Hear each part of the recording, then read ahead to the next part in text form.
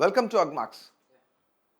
సాధారణంగా పంటలకు వేసే ఎరువులు మొక్కల ఎదుగుదలకు చాలా ముఖ్యం.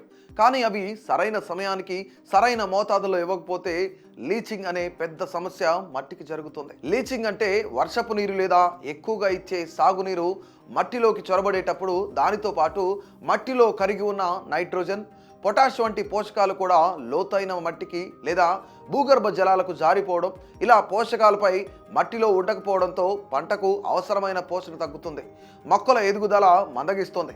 ఇదే సమయంలో రైతు వేసిన ఎరువులు ఉపయోగం లేకుండా నష్టపోతాయి, ఫర్టిలైజర్స్ ఖర్చు పెరుగుతుంది.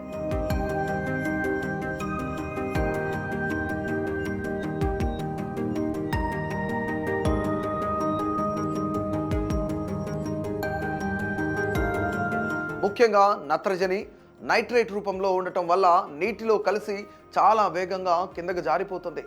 పొటాషియం సహజంగా నీటిలో త్వరగా కరిగే స్వభావం కలిగి ఉండటం వలన అది కూడా ఉపరితల మట్టిలో ఎక్కువసేపు నిలవకుండా లోతైన పొరలకు చేరుకుంటుంది.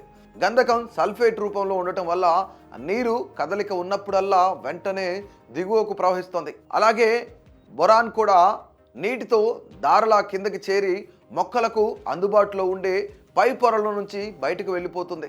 సాధారణంగా మన పంటల వేర్లు 0 నుంచి 30 సెంటీమీటర్ల లోతునే ఎక్కువగా విస్తరిస్తాయి.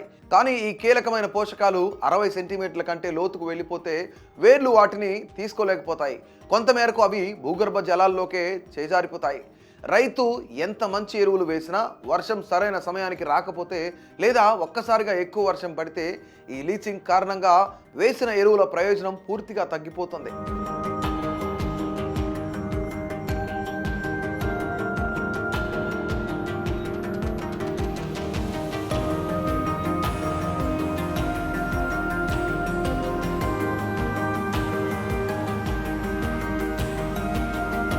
లీచింగ్ అనేది ముఖ్యంగా నీటిని ఎక్కువగా పట్టుకోలేని ఇసుక మట్టుల్లో, తేలికపాటి లోమి మట్టిల్లో ఎక్కువగా కనిపించే సమస్య.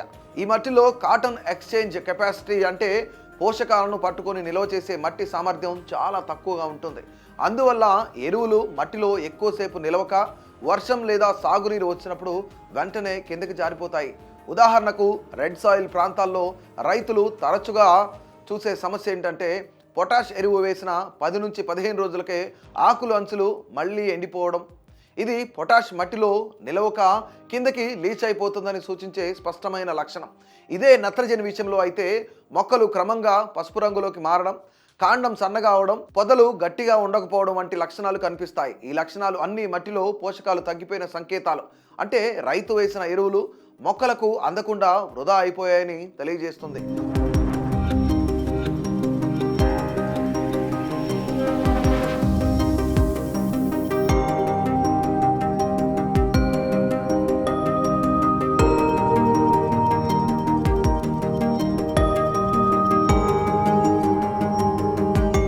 ప్రభావం కేవలం ఎరువు నష్టంతో మాత్రమే పరిమితం కాదు.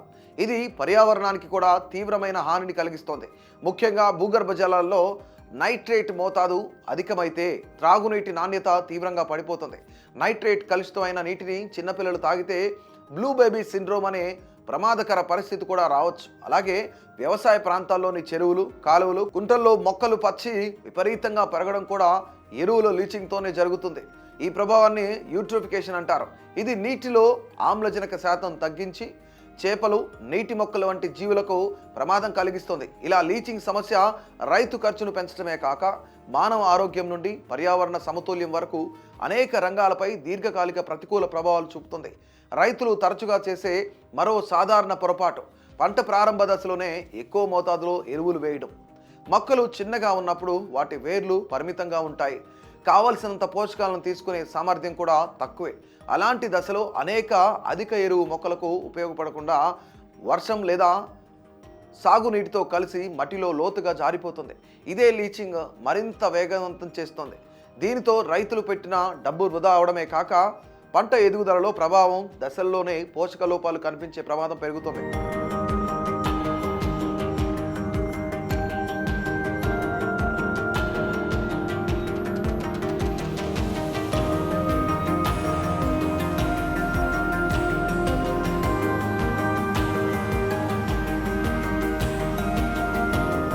అదేవిధంగా డీప్ టిల్లేజ్ అంటే దిగువకి దున్నడం.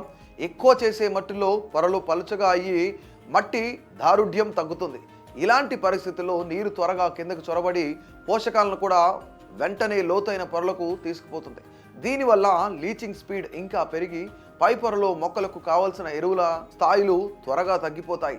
ఇలా మొదటి దశలో ఎక్కువ ఎరువు వేయడం, అధికంగా దున్నడం రెండూ కలిపి లీచింగ్ను తీవ్రంగా పెంచి పంటలకు నేరుగా నష్టం కలిగిస్తాయి.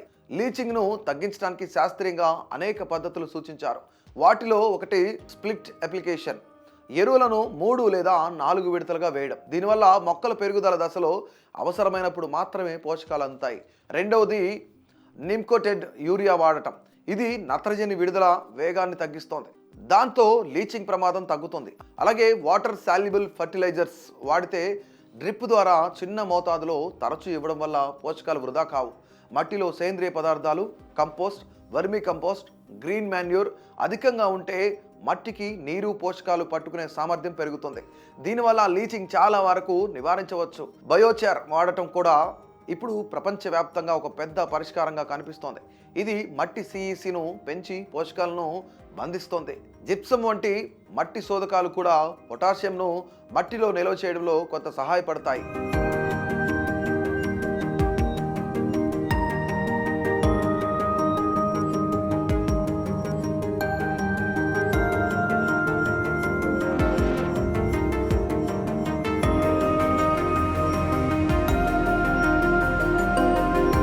పంట మార్పిడి కూడా లీచింగ్ను తగ్గించే అద్భుత పద్ధతి.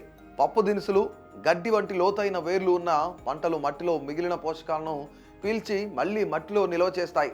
అలాగే పంటల మధ్య మల్చింగ్ చేస్తే నీటి ఆవిరి తగ్గుతుంది, పై పొర తడిగా ఉంటుంది.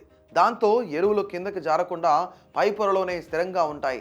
నీటిని అధికంగా ఇవ్వడం కూడా లీచింగ్కు ప్రధాన కారణం కాబట్టి ఫ్లడ్ ఇరిగేషన్కి బదులుగా డ్రిప్ మరియు స్ప్రింక్లర్లు వాడితే పోషకాలు నష్టం 40 నుంచి 60% వరకు తగ్గుతుంది. ఈ లీచింగ్ అనేది రైతుల కళ్ళ ముందే జరుగుతున్న నష్టమైనా అది కనిపించదు, కానీ మట్టిని బలహీనపరిచి పంట దిగుబడిని బాగా తగ్గిస్తుంది. సరైన ఫర్టిలైజర్ మేనేజ్మెంట్, సరైన నీటి నిర్వహణ, సేంద్రియ పదార్థాలను పెంచడం, శాస్త్రీయ పద్ధతుల అనుసరించడం ఇవన్నీ పాటిస్తే లీచింగ్ను నియంత్రించడం పూర్తిగా రైతుల చేతుల్లోనే ఉంది.